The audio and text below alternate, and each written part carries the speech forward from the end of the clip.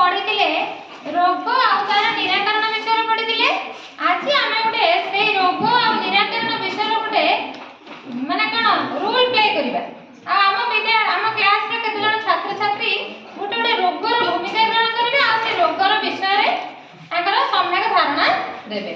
प्रथम आमर टाइफॉइड रोगी को डाकी टाइफॉइड रोग ता विषय कहब समस्त आम शुणा तार लक्षण कारण और निराकरण विषय।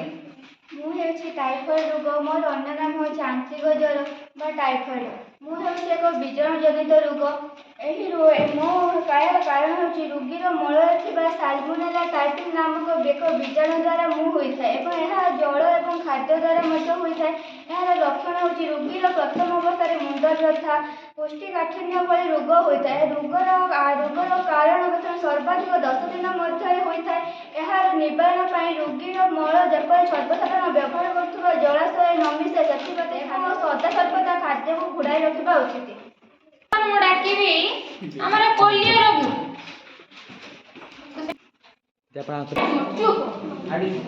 पोलियो रोग विषय कहब सेकेंड आम पोलियो पोलियो रोग मो गोटे भाइरस जनित रोग मो रोगी को खाद्य और जल मध्यम रोगी को व्यापी थाए मोर गुप्त कारण हूँ 7 ରୁ 14 दिन मुझे मनुष्य केन्द्र स्नायु तंत्र एवं सूक्ष्म कांड में प्रभाव सृष्टि करे रोगी बहुत कष्ट पाई थाए। प्राथमिक अवस्था जदि चिकित्सा कराए रोगी बची थाए ना रोगीर मृत्यु होता है। वर्तमान जुग में रोगर निवारण टीकाकरण माध्यम टीकाकरण कर रोग को आम एपरी अटकाई पार। वर्तमान आमर हेपाटाइटिस रोग आसो ता विषय से कहब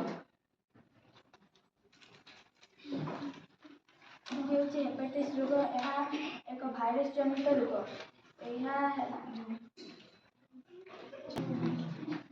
हेपाटाइटिस रोग एक भाइरस जनित रोग यही रोग 6 प्रकार भाइरस द्वारा होता है यथा hepatitis A B C D E और जी। यही रोग हेले लक्षण होउची आखि चर्म नख और जीभ हलदिया हो जाए। यही रोग पाई कौन चिकित्सा ना केवल यह घरोई उपचार और विश्राम द्वारा भल होता है। यार निवारण होउची टीकाकरण द्वारा यह अटका जाई पारिबो। तापर हमर एड्स आसीबो एड्स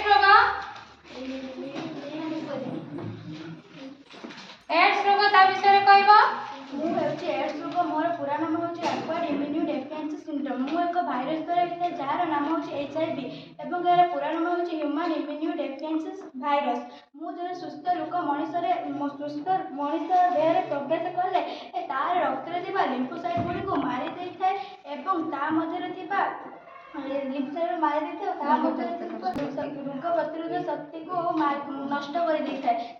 मु जड़े सुस्थ लोक शरीर प्रवेश करे ता शरीर में ज्वर काश देह कुंडे होगा सहित तार देह लचिका ग्रंथ फुली जाए।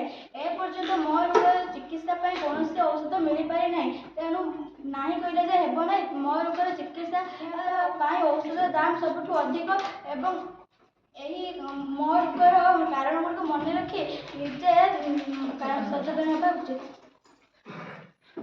जक्ष्मा रोग आसीबो ता विषय कहब ये होचे हमर जक्ष्मा रोग।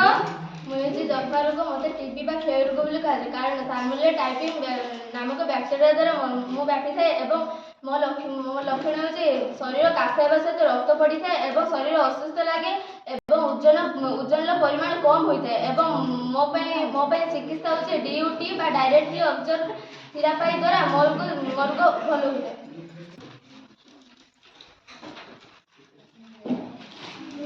मेलेरिया रोग मत कंपटिर पानी ज्वर बोली कहुए प्रोटोजिया श्रेणी प्लाज्मोडियम परजीवी द्वारा होता है।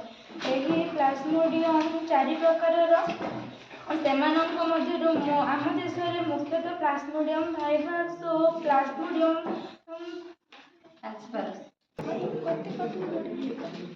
रोग मत कंपटिर पानी ज्वर बोली कहुए मु प्रोटोजिया श्रेणी प्लाज्मोडियम परजीवी द्वारा होता है। यही प्लाज्मोडियम 4 प्रकार मध्य ଦେଶରେ ମୁଖ୍ୟତଃ ପ୍ଲାଜମୋଡ଼ିୟମ ଭାଇରସ୍ ଓ ପ୍ଲାଜମୋଡ଼ିୟମ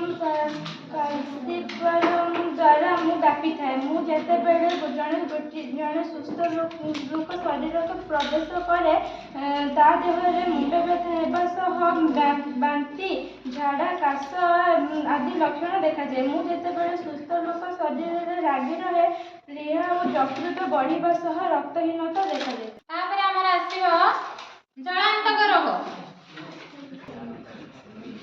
ଇଏ ଆମର ଆସିଲା ଜଳାନ୍ତକ ରୋଗ। ଜଳାନ୍ତକ ରୋଗ ତମ ବିଷୟରେ କୁହ।